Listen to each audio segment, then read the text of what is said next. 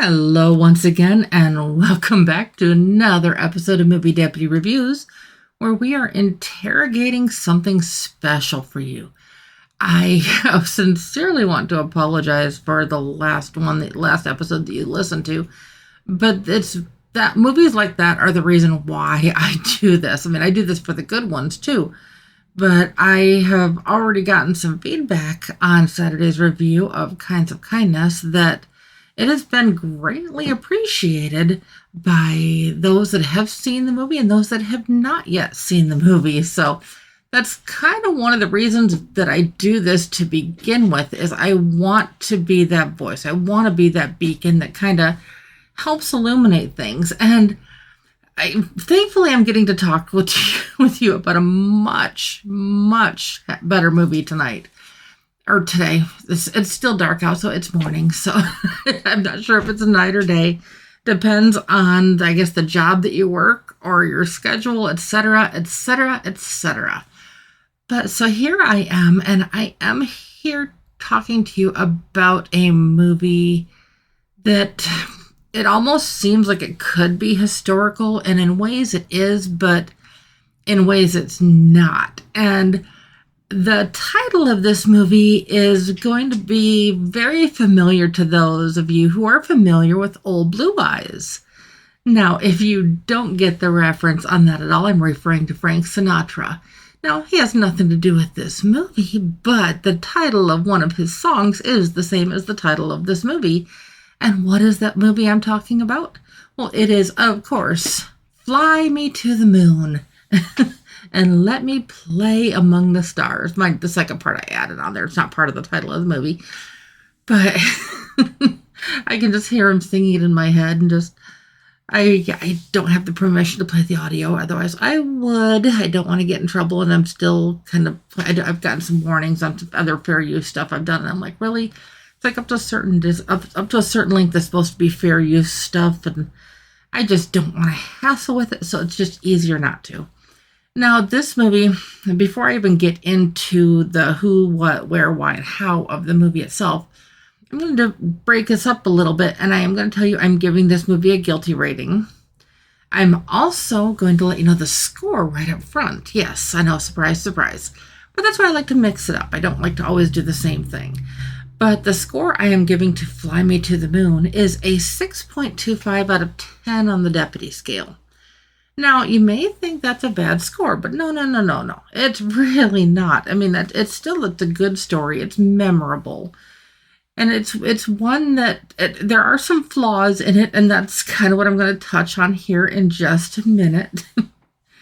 But there is just something about this, and it's the lightheartedness, and it's a date movie, but it's also a movie of anybody who remembers the space race. And it's a movie for just kind of bringing it to light for the people who never experienced this.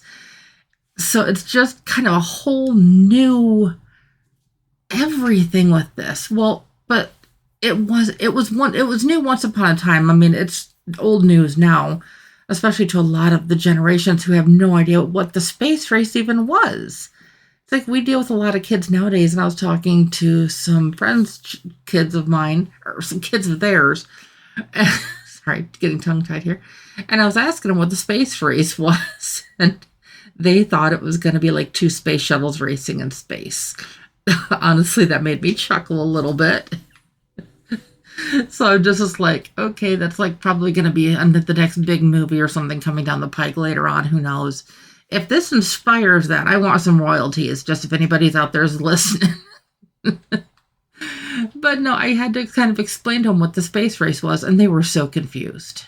So confused. And I was just like facepalm and stuff like that. But in this one, it kind of goes back to post-Kennedy, just kind of the whole thing of the space race. We get to hear Kennedy's speech of that, why we need to get to the moon. And then we could see how the Soviets were the first ones to actually put a man in space. But of course, we were the first men on the moon.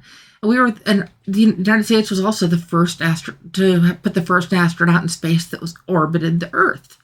And so a lot of things like that. Now, mind you, they did beat us on Sputnik and just kind of with all of that. But it really was a race to see who could do it better, faster, safer. There were some tragedies getting to the point. The movie focuses a lot on Apollo 11. And of course, Apollo 11 is the one that Neil Armstrong, Buzz Aldrin, and Michael Collins went to the moon. And that is just one small step for man, one giant leap for mankind. And a lot of people are making fun of this movie thinking, okay, that's the movie where they're making fun of the space race, or that's the movie where they're making fun of the moon landing. Yes and no. So that's what I'm kind of going to get into a little bit here. That's kind of what I was expecting out of this too. And that's not really the whole story. But I need to say, if you are coming into this movie expecting historical accuracy to the story itself, you're going to be sadly disappointed. This is not supposed to be a documentary. This is not supposed to be just a mark for mark, bam, bam, bam, bam, bam, historical recollection of the story. Now, they do touch on accurate pieces of the story. They do show actual footage of what was going on with some of the launches, and of course with the walk on the moon. We get to actually see the footage from that, and I'll kind of get into that a little bit more as I'm getting into this review. And of course, you know me, no spoilers. But it was about America just kind of getting a little bit disillusioned with the whole space race stuff. I mean, people were really freaked out with Sputnik going up and just the fear of the Cold War and just kind of everything going on. And so people were more focused on the safety of their families more so than the space race. And in this movie, what we see is a young woman named Kelly Jones, and she's basically the Kubrick of commercials. That's actually a line in the movie. But she has to sell space to the American public, and she has to make it appealing, and she has to help Americans connect with what was going on in space. Now, was there a real Kelly Jones? No. Or at least not to the best of my knowledge. It didn't even reference anybody in the movie. But it's the way that she had to sell space. And she had somebody that was kind of like a picture of a marionette or a puppet, and somebody's pulling the strings. And she had kind of somebody pulling her strings a little bit. And this somebody, his name was Mo Berkus. Well, he was absolutely determined that this had to succeed, to the point of even kind of going against NASA a bit and insisting that there be a camera on the Eagle. That is the actual lander that landed on the moon itself. And so he wanted to put a camera there so people could actually see, because originally, at least as it's told here in the movie, there wasn't going to be any footage of the actual landing. And he wanted to do that. But on the odd case that something didn't work out or something didn't go right, or there was any glitch. I mean, okay, we are talking 1960s technology here. So, I mean, we are talking, I have more memory on a single app on my phone than all of NASA's computers had. Like, I'm not even exaggerating that in the least. It's just, it's mind-boggling, to say the least. And so, as a backup plan, just in case he wanted to recreate it here. And that's kind of how this movie plays out, is they are actually going to the moon, and they're actually landing on the moon, and all this is happening. But as a backup, just to kind of save face with the American people with all of the hype that they're doing on this, they did this whole thing on this sound stage. And honestly, if you are an animal lover, it is a kitty cat that steals the show. I'm not going to give you any details on that or anything to spoil that, but there is a certain little black kitty cat is the Belle of the ball in this movie.